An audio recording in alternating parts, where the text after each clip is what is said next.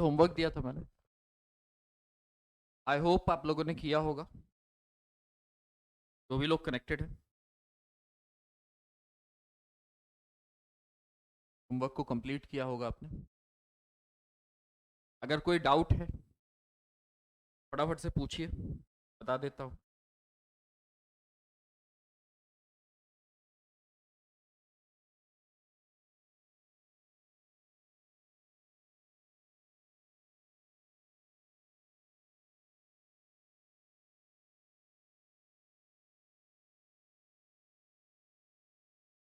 दो मिनट देख रहा हूँ मैं, किसी को कोई डाउट है तो फटाफट से पूछो।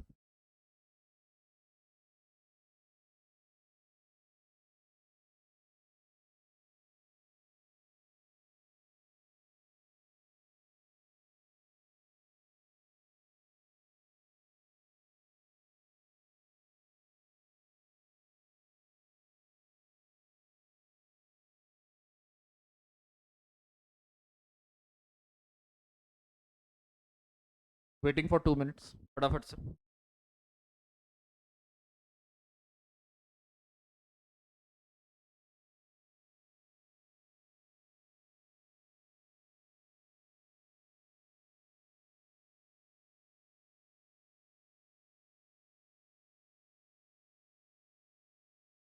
स्टार्ट करता हूँ।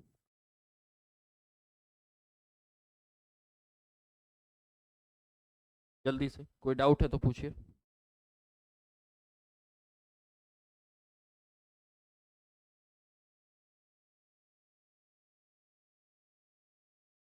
क्लियर है?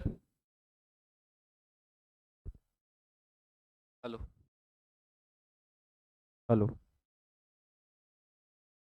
क्लियर है? चलिए, तो आज का टॉपिक है आईयूपीएसी।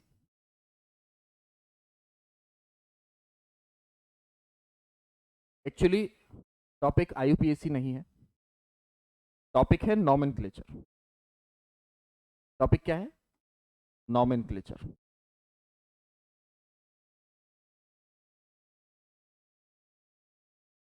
नॉमेनक्लेचर मतलब क्या? नेमिंग। नाम लिखने की पद्धति को, नाम लिखने की प्रक्रिया को हम लोग नॉमेनक्लेचर बोलते हैं। केमिस्ट्री में ये बेसिकली दो तरीके से होता है। एक कॉमन नेम्स होते हैं,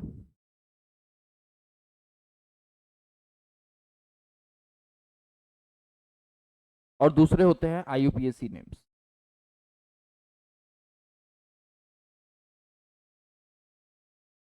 कॉमन नेम्स और IUPAC names.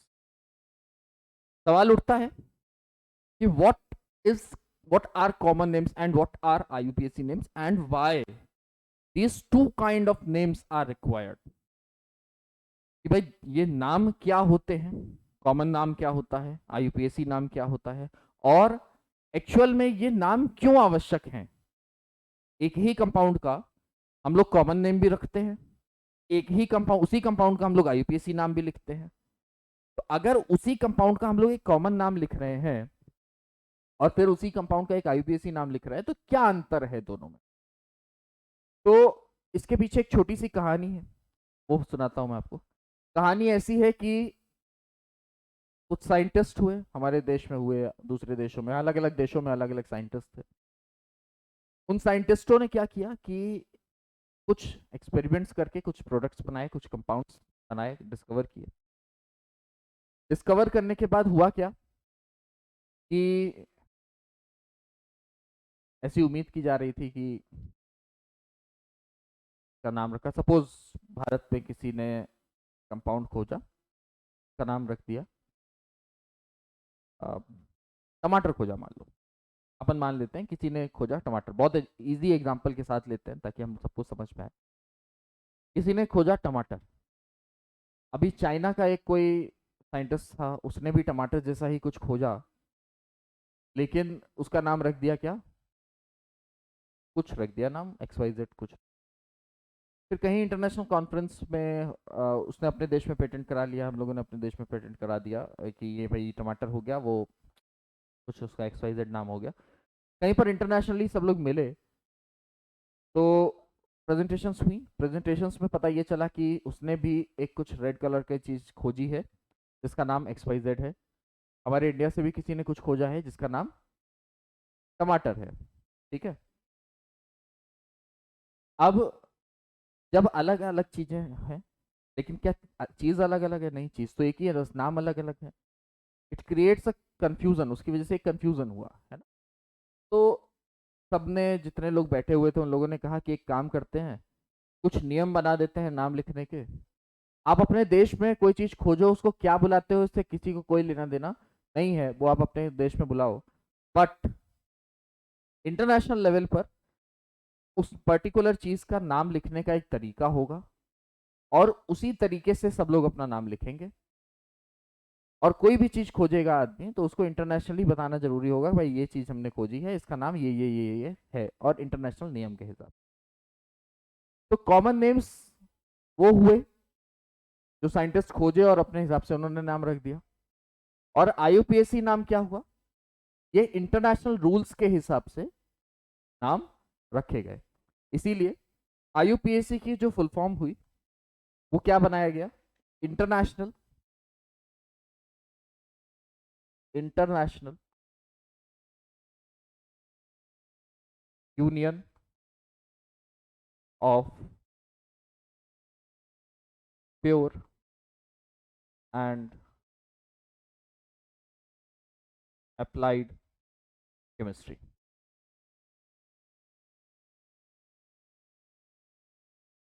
International union of pure and applied chemistry.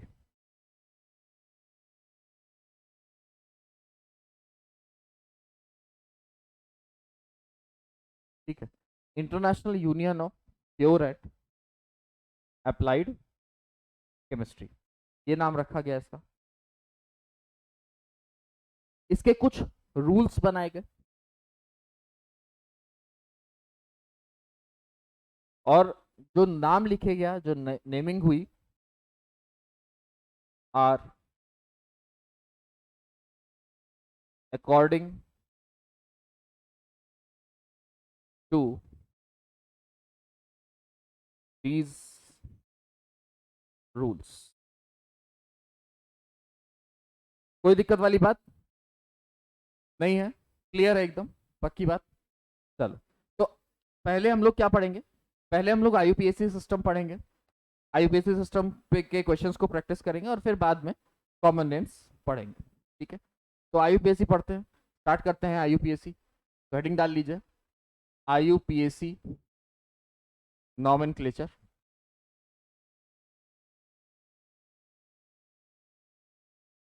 Important class है, नोट्स जरूर बनाइएगा। मैं हर क्लास में बोल रहा हूँ आपको, और रेगुलरली बोल रहा हूँ कि नोट्स बनाते जाइए।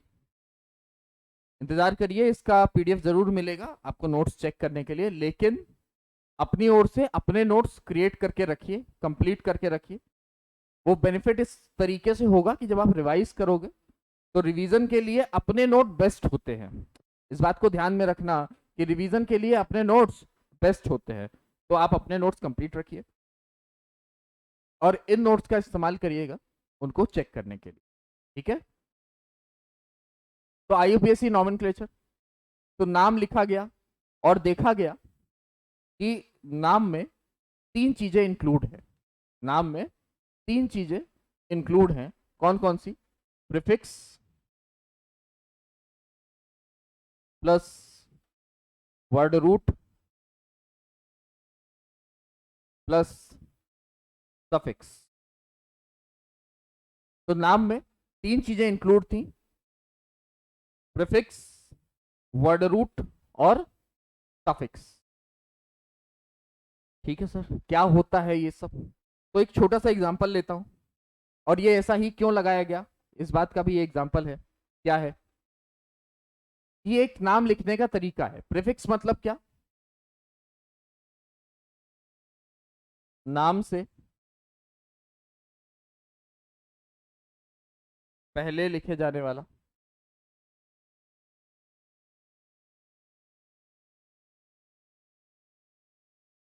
पहले लिखा जाने वाला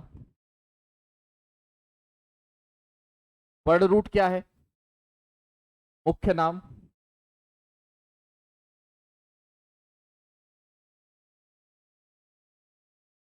और सफिक्स क्या है?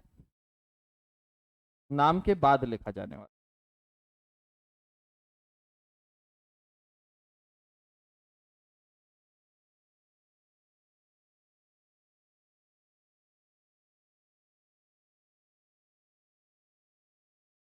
written before name,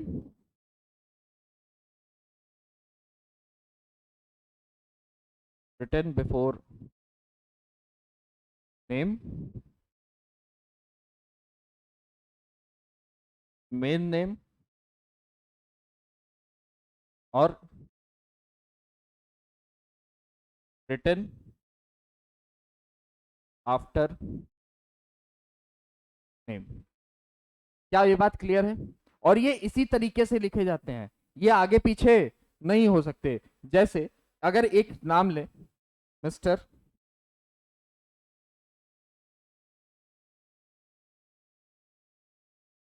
Anthony Verma, मान लो एक नाम है कि मिस्टर एंथनी वर्मा, तो इससे क्या पता चल रहा है कि एंथनी क्या है? ये है main name,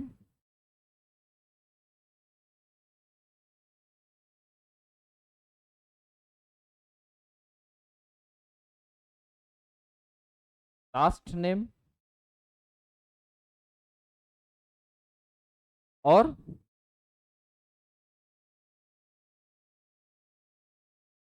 before name.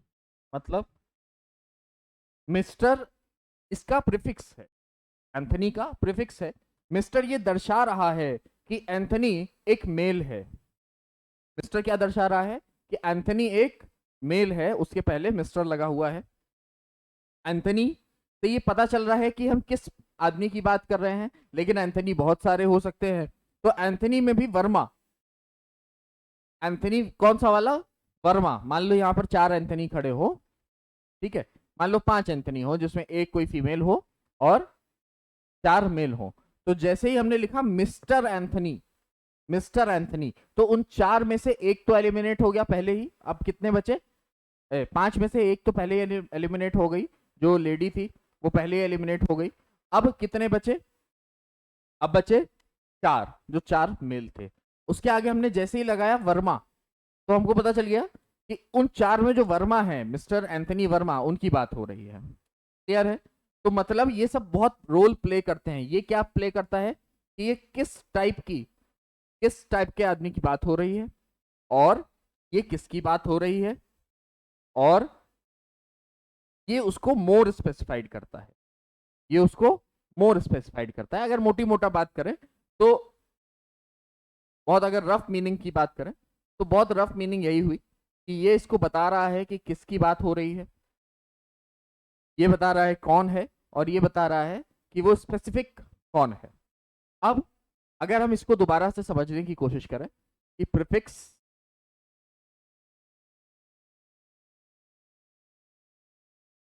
Prefix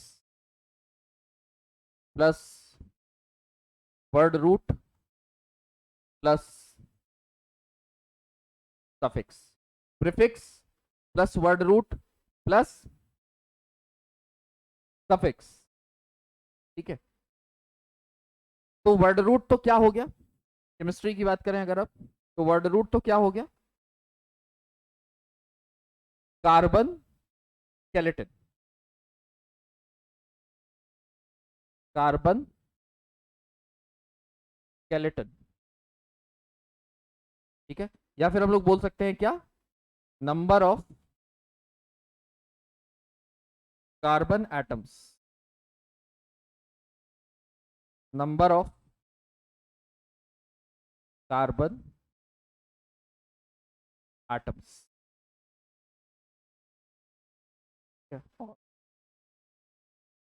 कोई इसमें समस्या वाली बात नहीं है। प्रीफिक्स क्या होता है? प्रीफिक्स क्या होता है? प्रीफिक्स नाम के पहले आता है, और बहुत ध्यान देने वाली बात है, ये 2 तरीके का होता है।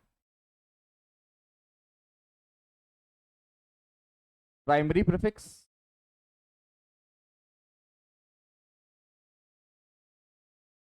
और सेकेंडरी प्रीफिक्स।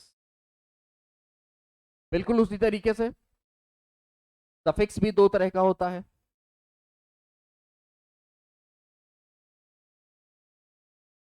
प्राइमरी सफिक्स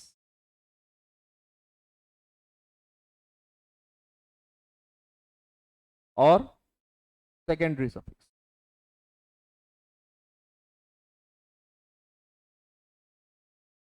बिल्कुल उसी तरीके से ये भी दो तरीके का होता है, प्राइमरी सफिक्स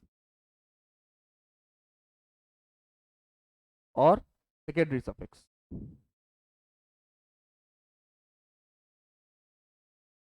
ठीक है, देखते हैं क्या होते हैं भाई ये primary prefix, secondary prefix, carbon skeleton, primary suffix और सेकेंडरी सफिक्स।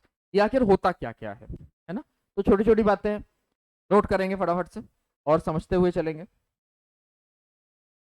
कि प्राइमरी प्रीफिक्स को अगर एक शब्द में बात किया जाए तो ये रिप्रेजेंट करता है टाइप ऑफ चेन। क्या रिप्रेजेंट करता है? Type of chain. अगर चेन एलिफेटिक है, ओपन चेन है, तो प्राइमरी प्रीफिक्स नहीं लगता है, एलिफेटिक के लिए कुछ भी नहीं लगता है। लेकिन अगर साइक्लिक है तो क्या लगता है? अगर साइक्लिक चेन है, साइक्लिक चेन है तो क्या लगता है? साइक्लो लगता है ना। अगर साइक्लिक चेन है तो क्या लगता है? साइक्लो लगता है। अगर दो साइकिल्स हैं तो क्या लगता है? बाई साइक्लो लगता है। और अगर स्पाइरल कंपाउंड है तो क्या लगता है? स्पायरो लगता है। तीनों के एग्जांपल्स भी हम लोग देखेंगे, लेकिन अभी यहां पर बात समझने वाली है तो छोटी छोटी बातों से समझने की कोशिश करते हैं पहले कि साइक्लो मतलब क्या। Cyclic chain.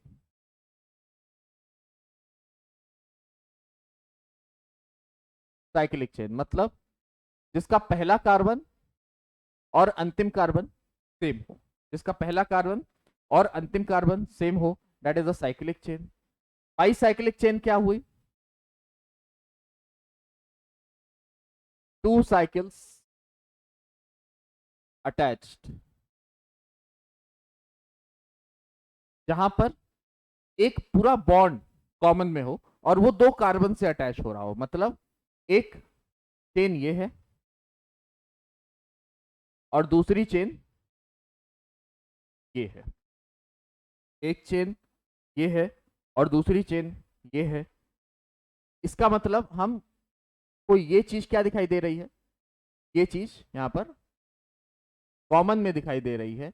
और ये कॉमन क्या है?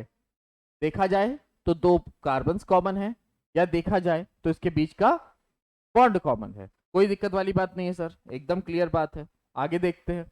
स्पायरो मतलब क्या? Spiral chain.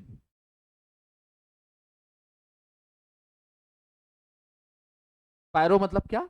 Spiral chain. मतलब अपन बोल सकते हैं कि ये एक कंपाउंड है और उसी के साथ एक दूसरी चेन जो जुड़ी है वो ऐसी है। ठीक है, एक्चुअल में ये दो चेन नहीं है, ये एक ही चेन है। अगर एक रबर बैंड देखा जाए तो एक रबर बैंड होती है और उसको ऐसे घुमा दो, एक रबर बैंड हाथ में लो और उसको ऐसे बीच से घुमा दो। बीच से घुमाने के बाद हमको क्या दिखेगा कि दो चेन्स बन जाएंगी और बीच में एक चीज कुछ कॉमन आ जाएगी। तो यहां पर भी उसी तरीके से हो रहा है कि एक कार्बन इसमें कॉमन है, एक कार्बन ये वाला कॉमन है। ठीक है, तो बाईसाइक्लिक कहाँ हो गया? बाईसाइक्लो क्या हो गया? जिसके बीच में एक पूरा बॉन्ड कॉमन हो या दो कार्बन कॉमन हो। स्पाइरल क्या हो गया? जिसके बीच में एक कार्बन कॉमन हो। कोई दिक्कत वाली बात नहीं है, जिसके बीच में एक कार्बन कॉमन हो वो हो गया। इसके बाद ये हो गया अपना क्या? Primary prefix. Now let's come to secondary prefix. Secondary prefix क्या होता है? सेकेंडरी प्रीफिक्स को हम लोग बोल सकते हैं साइट्स, है ना, जो पेरेंट चेन में साइट्स के तौर पे लगे हुए हैं, that are known as secondary suffix. मतलब इसको हम लोग क्या बोल सकते हैं? साइट्स। इसमें कौन कौन इंक्लूड होता है? इसमें इंक्लूड होता है साइड चेन, जिसको हम लोग दूसरी भाषा में ब्रांचेस भी बोलते हैं। ठीक है, इसमें साइड चेन या फिर ब्रांच भी इंक्लूड होती है। ठीक है, दूसरा कौन इंक्लूड होता है इसमें? सब्स्टिट्यूएंट्स इंक्लूड होते हैं।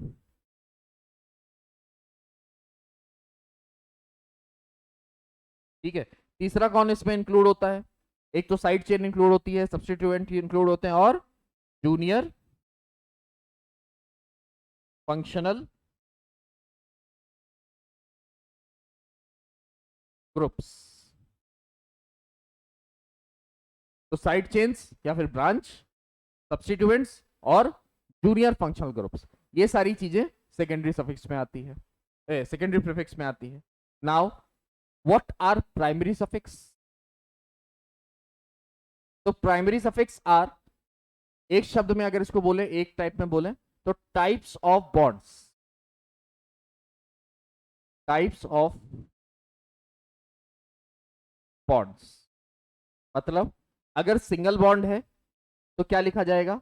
इन। अगर डबल बॉन्ड है तो क्या लिखा जाएगा? इन। और अगर ट्रिपल बॉन्ड है तो क्या लिखा जाएगा? इन। कोई दिक्कत वाली बात नहीं है कि अगर सिंगल बॉन्ड है तो लिखा जाएगा इन, अगर डबल बॉन्ड है तो लिखा जाएगा इन, और अगर ट्रिपल बॉन्ड है तो क्या लिखा जाएगा? आइन लिखा जाएगा। इसमें कोई समस्या वाली बात नहीं है। हाँ सर, ये तो बात क्लियर हो गई। और सेकेंडरी सफिक्स क्या होता है? Secondary suffix is the functional group.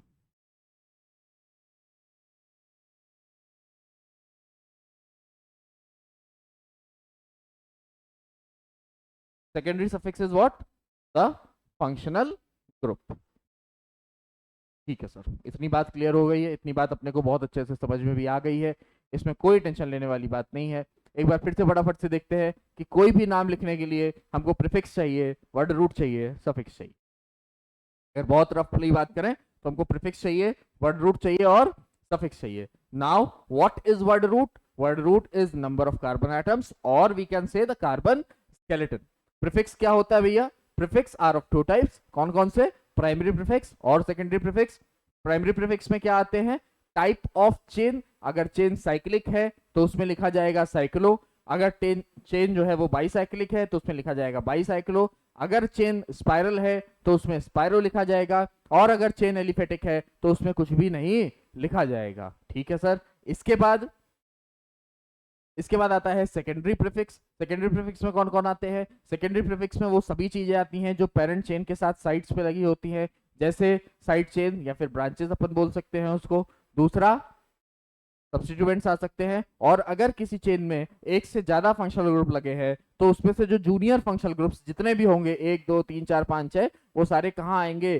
Secondary prefix में आएंगे, with respective to their positions. Positions भी उसके साथ कनेक्टेड होंगी।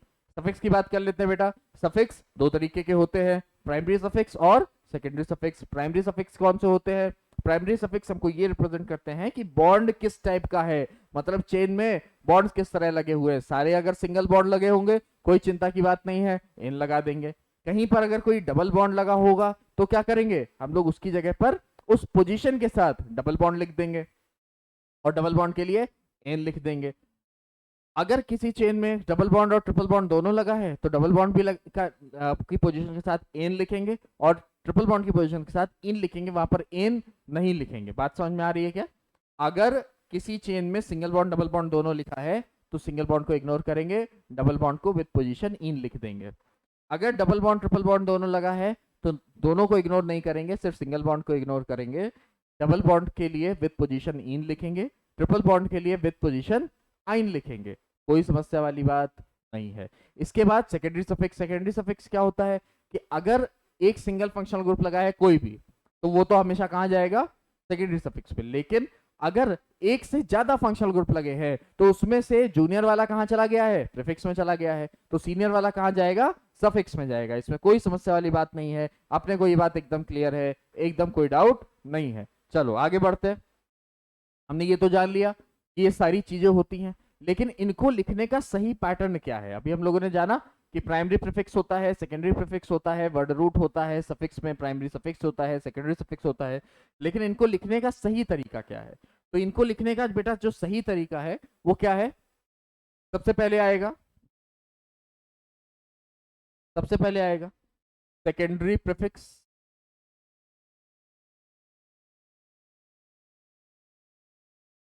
सेकेंडरी प्रीफिक्स, फिर आएगा प्राइमरी प्रीफिक्स,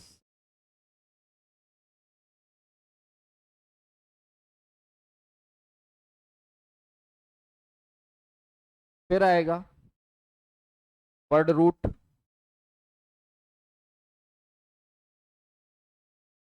और फिर आएगा प्राइमरी सफिक्स,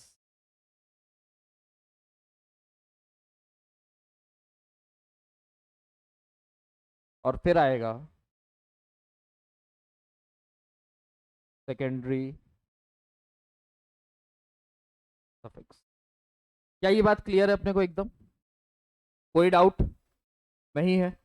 तो secondary prefix, primary prefix, word root, primary suffix, secondary suffix, एकदम क्लियर है, पक्की बात, कोई डाउट नहीं है ना। चलो आगे देखते हैं। अब एक एक चीजों को समझने की कोशिश करते हैं, एक एक चीज को समझने की कोशिश करेंगे।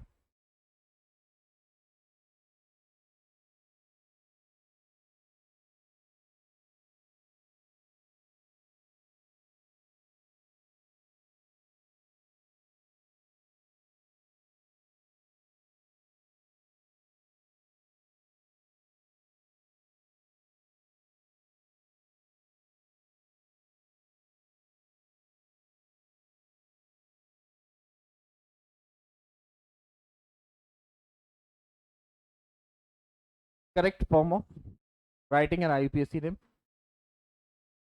ये हम लोग ने जाना। अब एक एक चीज पे बात करते हैं। सबसे पहले स्टार्टिंग फ्रॉम वर्ड रूट। अच्छा एक चीज और, एक चीज और, आगे बढ़ने से पहले इसी पे देखना है, मोस्ट इंपॉर्टेंट पार्ट ऑफ नाम क्या होगा, मोस्ट एसेंशियल, इंपॉर्टेंट की जगह हम लोग बोल सकते हैं essential part of any आईयूपीएससी name.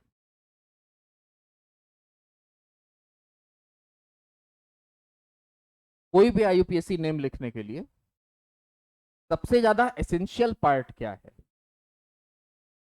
इनमें से सबसे ज्यादा एसेंशियल पार्ट क्या है, वो कौन कौन सी चीजें हैं जिनके बिना हम लोग कोई नाम नहीं लिख सकते। क्या अगर सेकेंडरी प्रीफिक्स नहीं होगा तो हम लोग नाम नहीं लिख पाएंगे, मतलब अगर कोई एक्स्ट्रा फंक्शनल ग्रुप, कोई साइड चेन या फिर कोई सब्स्टिट्यूएंट नहीं लगाए तो क्या हम लोग नाम नहीं लिख पाएंगे, बिल्कुल लिख पाएंगे। क्यों नहीं लिख पाएंगे भाई, उससे थोड़ी कुछ होता है, वो तो साइड की चीज है, तो इसको लिख सकते हैं।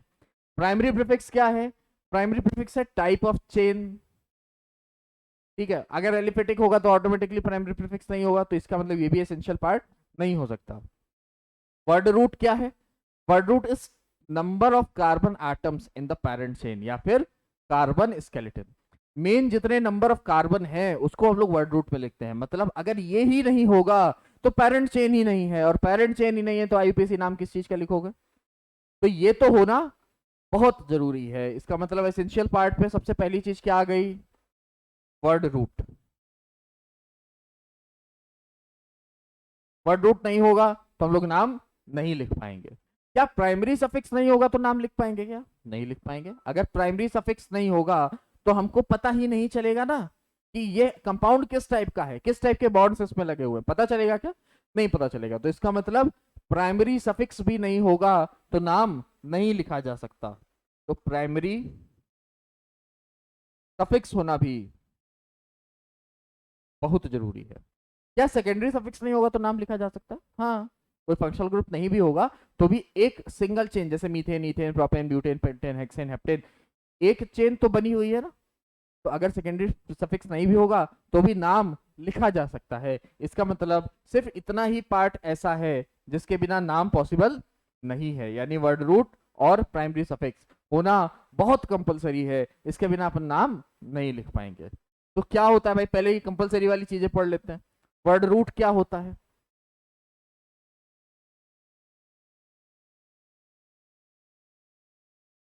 वर्ड रूट क्या होता है? वर्ड रूट क्या होता है? तो अभी हम लोगों ने पीछे पढ़ा, वर्ड रूट क्या होता है?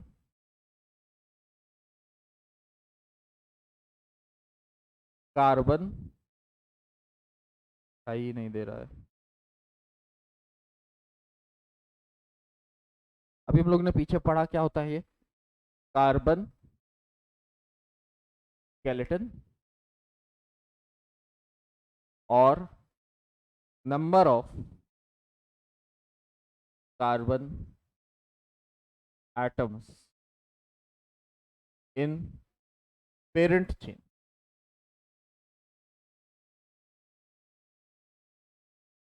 ठीक है, या तो कार्बन स्केलेटन बोल दे या number of carbon atoms in parent chain बोल दे, कोई अंतर नहीं है, एक ही बात है। इतनी बात क्लियर है क्या? हाँ। तो कैसे डिसाइड होगा ये? तो इसके लिए बेटा एक बहुत ही सिंपल चीज है। क्या? हर नंबर ऑफ कार्बन के लिए कुछ जनरल नाम निकाले गए हैं, कुछ जनरल नाम लिखे गए हैं। क्या क्या है? मैं यहाँ टेबल बना दे रहा हूँ पूरा। नंबर ऑफ कार्बन एटम्स और जनरल नेम।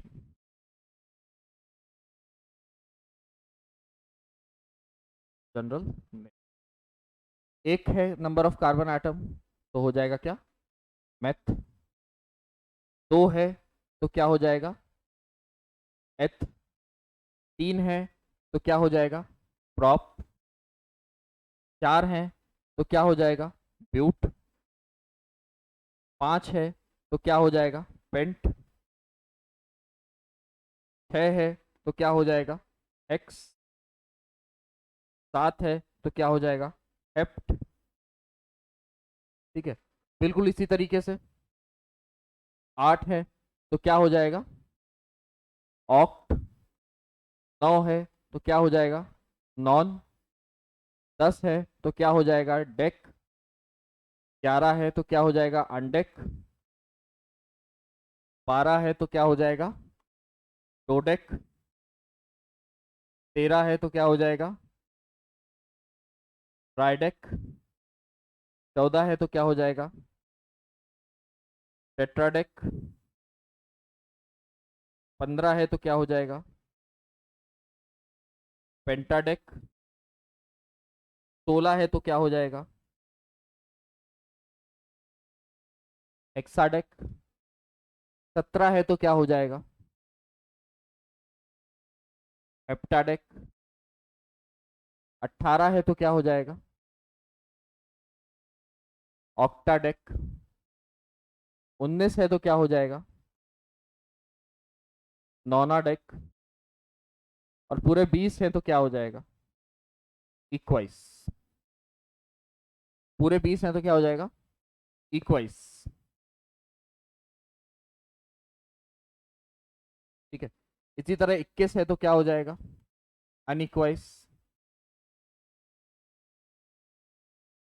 और इसी तरीके से आपको होमवर्क है कि आप किसका नाम निकालोगे? 25 का निकालोगे, 30 का निकालोगे, 35, 40,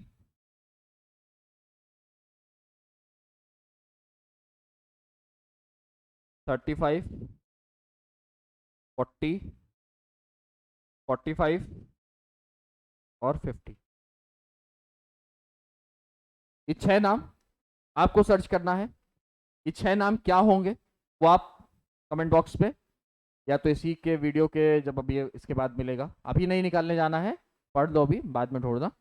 ये छह नाम या तो इसी वीडियो के कमेंट बॉक्स पे या अगली वीडियो के कमेंट बॉक्स पे आप लिख करके डालिएगा ताकि चेक हो जाए।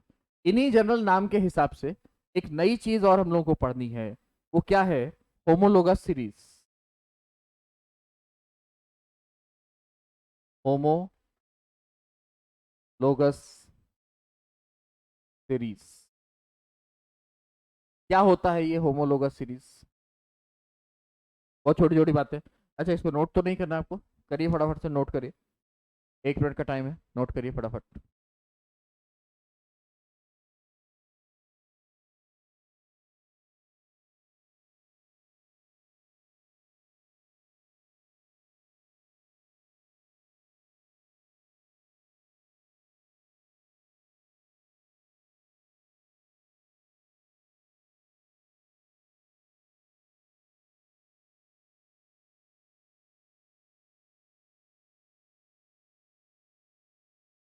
हम्म चलते हैं आगे।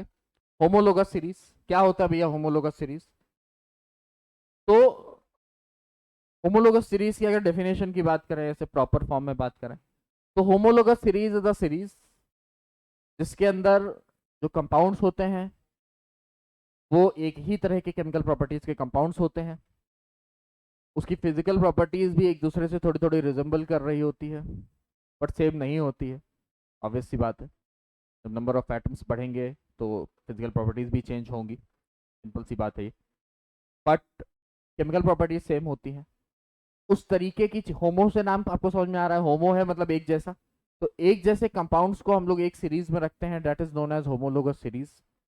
और खास बात इस सीरीज की ये होती है कि हर प्रिसाइडिंग वाला, हर अगला वाला कंपाउंड जो है, every next atom, every next molecule, उसमें एक CH2 मॉलिक्यूल ज्यादा मिलता है। हर अगले कंपाउंड में एक CH2 मॉलिक्यूल ज्यादा होता है। क्लियर है बात? कोई दिक्कत वाली बात नहीं है। तो इसको हम लोग लिख भी सकते हैं। क्या लिखेंगे?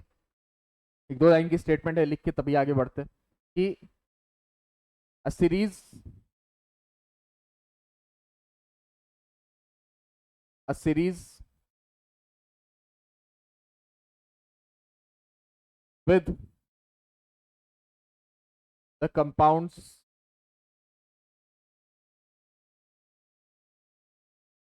having, compounds having same chemical properties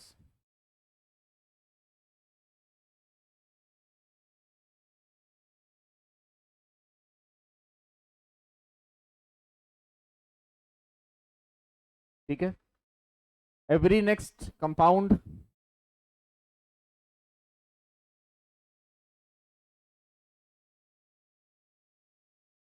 every next compound have one CH2 more than, every next compound have one CH2 more than the last one। ठीक है, एक CH2 ज्यादा रहता है। एग्जाम्पल देखते हैं। अच्छा, इस एक बात और कह सकते हैं कि क्योंकि एक तरह के कंपाउंड होते हैं, तो सभी की जो जनरल फॉर्मूला है वो सेम होता है। ठीक है, तो every compound in the series, every compound in the series can be represented by same molecular formula।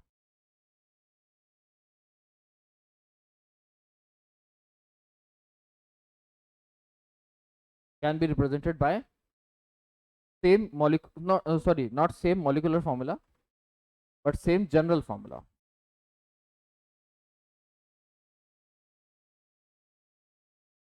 Same general formula। जैसे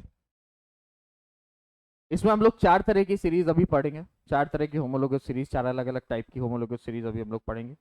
फिर उसके बाद समय के साथ देखा जाएगा जैसा रहेगा। ठीक है, तो 4 सीरीजेस कौन कौन सी हो गई? एक तो एल्केन की,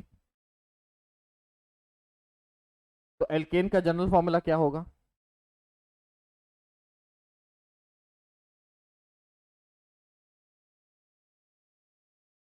जनरल फॉर्मूला,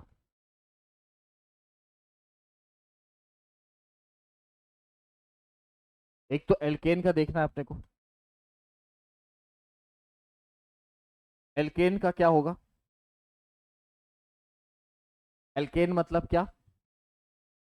CnH2n प्लस 2। और इन सभी जितने भी हम लोग यहाँ फॉर्मूलाज लिखेंगे, उन सब में इस बात का ध्यान रखना है कि जो n है वो n एक्चुअली क्या है? Number of carbon atoms. वो n एक्चुअली क्या है? लास्ट में लिख देंगे n क्या है? Number of carbon atoms. इसी तरीके से एल्कीन्स होता है। एल्कीन्स के लिए CnH2n। एल्काइंस के लिए CnH2n -2। और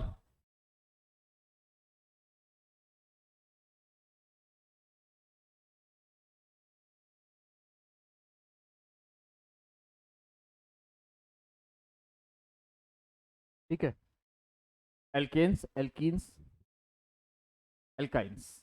ठीक है, CnH2n +2, CnH2n -2 और CnH2n CnH2n +2, CnH2n और CnH2n -2। ये पहले हम लोग देखते हैं।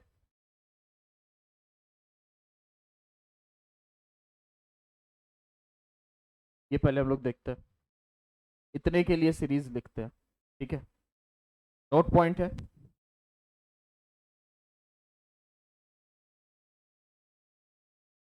n मीन्स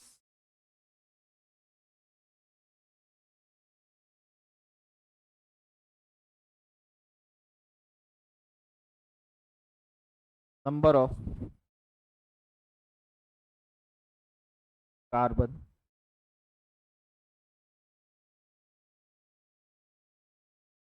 ठीक है, कुछ एग्जांपल देखते हैं होमोलोगस सीरीज का।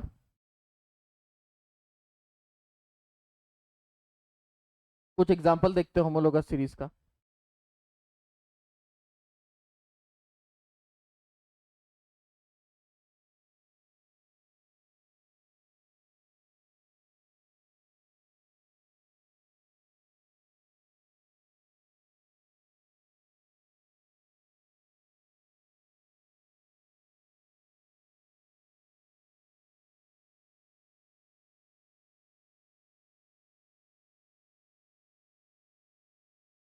Up till 5 carbon. तीनों की एक एक टेबल बना लेते हैं, 5 कार्बन तक की। एक जनरल टेबल बनाते हैं, उसको ही यूज कर लेंगे सबके लिए। ठीक है,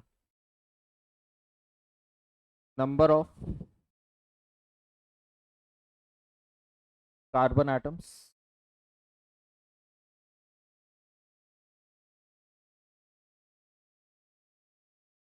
जनरल नेम,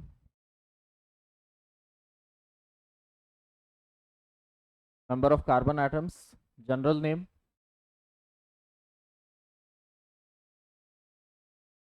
एल्केन, एल्कीन और एल्काइन।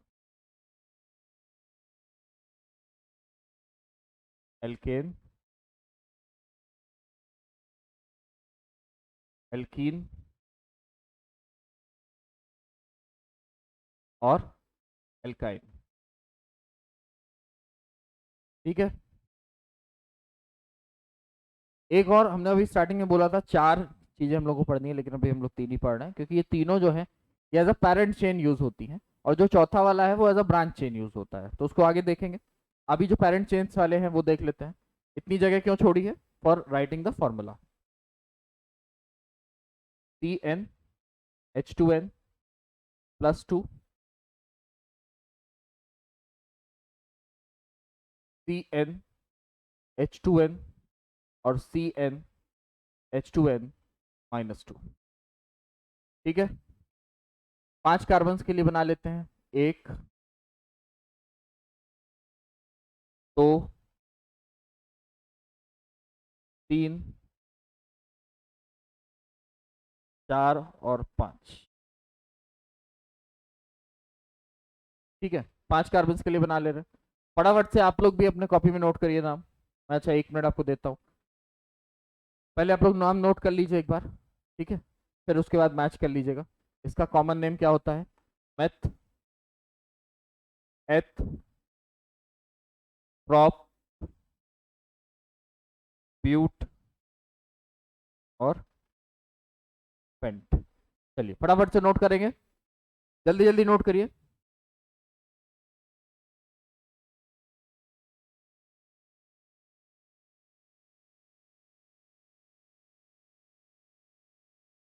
फटाफट से नोट।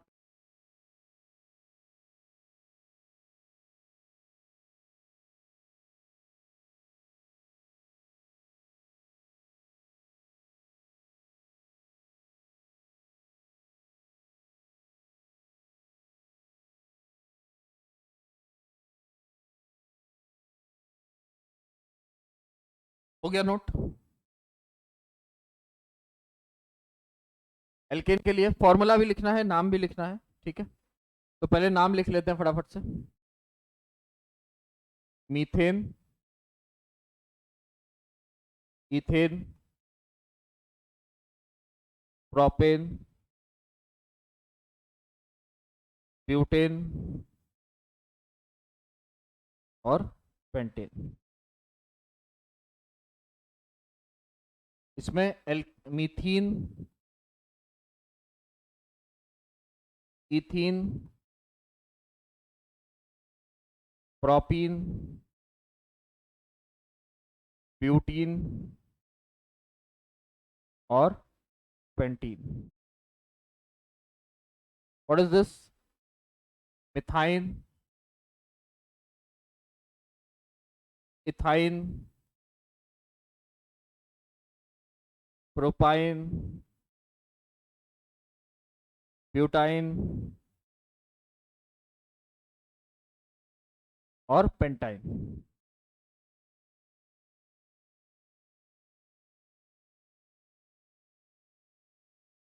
यही लिखा है सबने? क्या कुछ गलत है इसमें? क्या कुछ गलत है इसमें? हाँ सर गलत तो है। क्या गलत है? अपन हाइब्रिडाइजेशन में पढ़ के आए हैं कि एल्कीन और एल्काइन में एक कार्बन एग्जिस्ट नहीं करता है। एल्कीन और एल्काइन में एक कार्बन एग्जिस्ट नहीं करता है। इसका मतलब मिथीन और मिथाइन नहीं बनाया जा सकता। क्यों नहीं बनाया जा सकता? क्योंकि इसमें अनशेयर्ड पेयर ऑफ इलेक्ट्रॉन्स होते हैं, अनहाइब्रिडाइज्ड पेयर ऑफ इलेक्ट्रॉन्स होते हैं, जो पाई इलेक्ट्रॉन्स जिनको बनाना होता है। पाई बॉन्डिंग करने के लिए साइड वाइज ओवरलैपिंग करनी पड़ेगी। साइड वाइज ओवरलैपिंग करने के लिए कम से कम एक दूसरा कंपाउंड भी होना चाहिए। अब भाई साइड वाइज ओवरलैप वो अपने तरीके के ऑर्बिटल के साथ करेगा, तो दूसरा अनहाइब्रिडाइज्ड पी ऑर्बिटल होना चाहिए। दूसरा अनहाइब्रिडाइज्ड पी ऑर्बिटल हमको कहाँ मिलेगा? दूसरे कार्बन पे मिलेगा। इसलिए कम से कम 2 कार्बन आवश्यक। ठीक है, बाकी सब सही है। बाकी सबका फॉर्मूला लिखेंगे फटाफट से। तो ये क्या हो जाएगा? CH4, what is this? C2H6, what is this? C3H8, फिर C4H10, फिर C5 और H12। C5 और H12। इथीन क्या हो जाएगा? C2H, जल्दी से बताएंगे क्या होगा? C2H4। देखो या तो इसको कैलकुलेट कर लो या इससे भी कैलकुलेट किया जा सकता है कि 2 कार्बन है, एक डबल बॉन्ड बनाया है, तो दोनों की 2-2 वैलेंसी खाली है, दोनों की 2-2 वैलेंसी खाली है, तो दोनों में 2-2 हाइड्रोजन आएगा। तो ये क्या हो जाएगा? C2H4। Then this is C3H6, this is C4H8, this is C5H10। Ethyne क्या हो जाएगा? C2H2, C2 सॉरी, प्रोपाइन क्या होगा? C3H4, और ब्यूटाइन क्या होगा? C4H6, और पेंटाइन क्या होगा? C5H8। इन सब में हम लोग एक चीज देख रहे हैं कॉमन,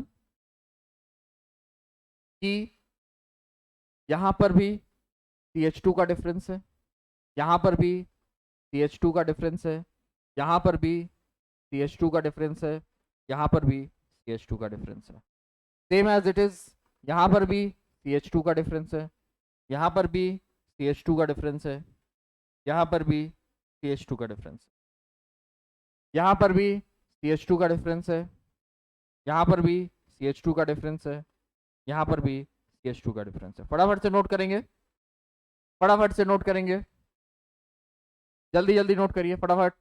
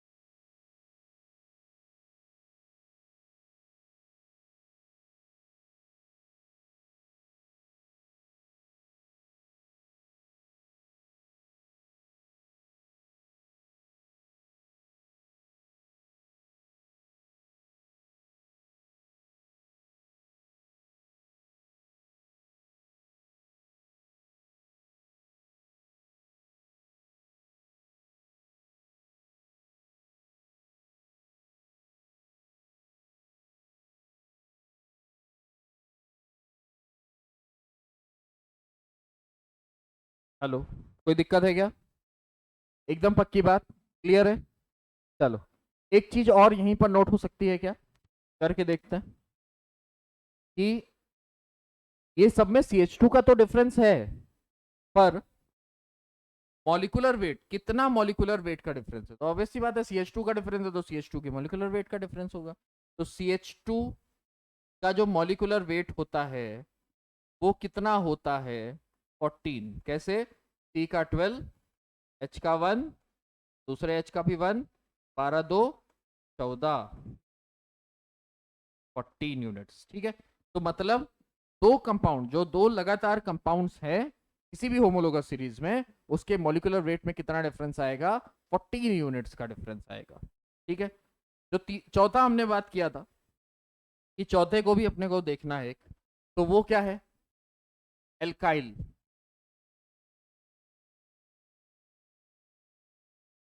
एल्काइल ग्रुप। ठीक है, एल्काइल ग्रुप एक्चुअली क्या होता है? Alkyl group actually branched group होता है, ब्रांच ग्रुप होता है। ये एक्चुअली क्या होता है? ब्रांच ग्रुप होता है, जो हमेशा कहाँ यूज होता है? For side chain, used for side chains. ठीक है, इसका जनरल फॉर्मूला क्या रहेगा? इसका जनरल फॉर्मूला क्या रहेगा? याद नहीं करना है, समझना है। सभी सिंगल बॉन्डेड रहते हैं, तो जनरल फॉर्मूला क्या होगा? CnH2n+2 होना चाहिए था, लेकिन क्योंकि ये साइड चेन की तरीके से कनेक्ट होता है तो एक वैलेंसी कनेक्शन में चली जाती है, तो इसका जनरल फॉर्मूला क्या हो जाता है? CnH2n+1। CnH2n+1, इसको ध्यान में रखना है। इसके लिए भी 5 कार्बन की सीरीज बना लेते हैं।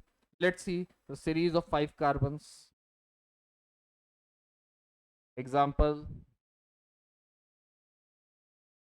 series of 5 carbons.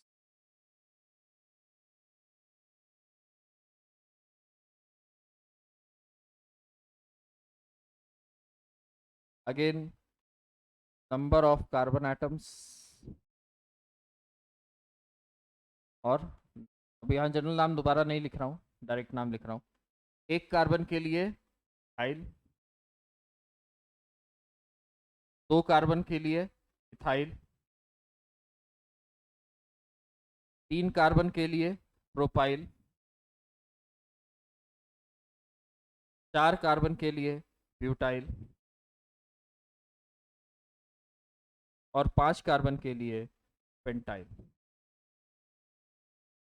कोई समस्या वाली बात नहीं है। ठीक है, नोट करेंगे फटाफट से, नोट करेंगे फटाफट से। और एक बात और ध्यान में रखनी है, का जो ग्रुप लिखा जाता है वैसे सिंपल तरीके से नहीं लिखा जाता है ना, फॉर्मूला भी मैं लिख के बता दे रहा हूँ इसका।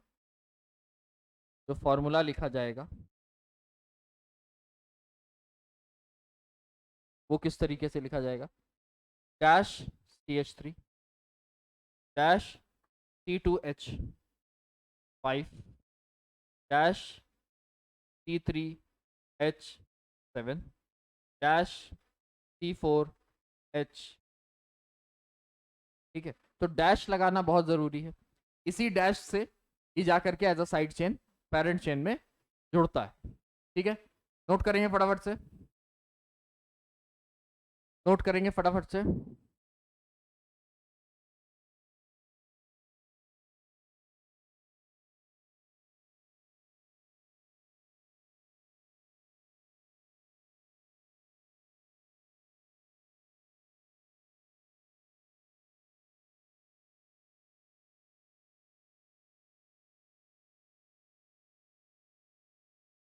ये हम लोग पढ़ रहे थे क्या, वर्ड रूट, है ना, ये हम लोगों ने पढ़ा अभी, कौन सी चीज, वर्ड रूट।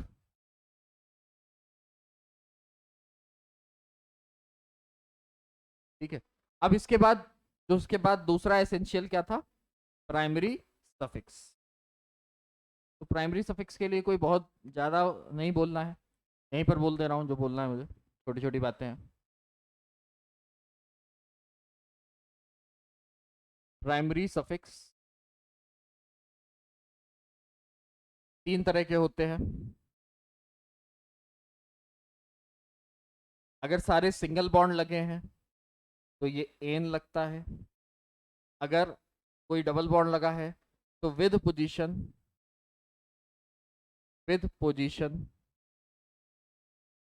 इन लगेगा, और अगर ट्रिपल बॉन्ड लगा है तो विद पोजीशन आइन लगेगा। बस इतना ही बोलना था मुझे प्राइमरी सफिक्स के बारे में, मेरे हिसाब से प्राइमरी सफिक्स के लिए इतना बोलना काफ़ी है।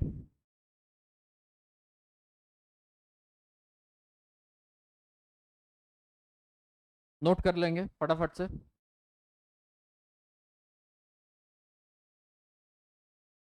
नोट करेंगे फटाफट, और इसके बाद हम लोग IUPAC रूल्स की तरफ आगे बढ़ेंगे।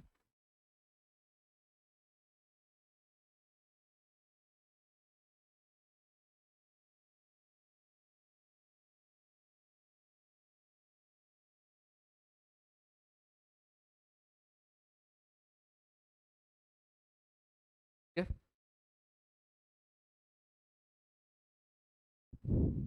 अगला पार्ट अपना जो है वो है IUPAC रूल्स।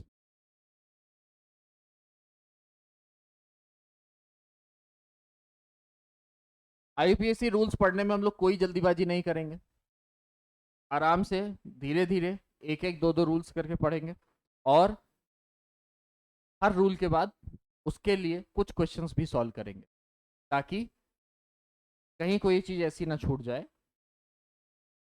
जो बाद में इस बात को समझ में ही नहीं आ रही है कि दो एक ही तरह के रूल लगने लगे, है ना। तो हर रूल पढ़ेंगे, हर रूल के बाद उसके एक दो क्वेश्चंस सॉल्व करेंगे, फिर उसके बाद अगले रूल पे पढ़ेंगे। स्टार्ट करते हैं। पहला रूल है longest chain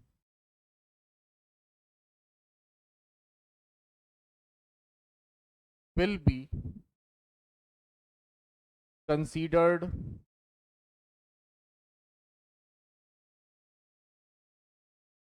as parent chain. Longest chain will be considered as parent chain. Either it may be straight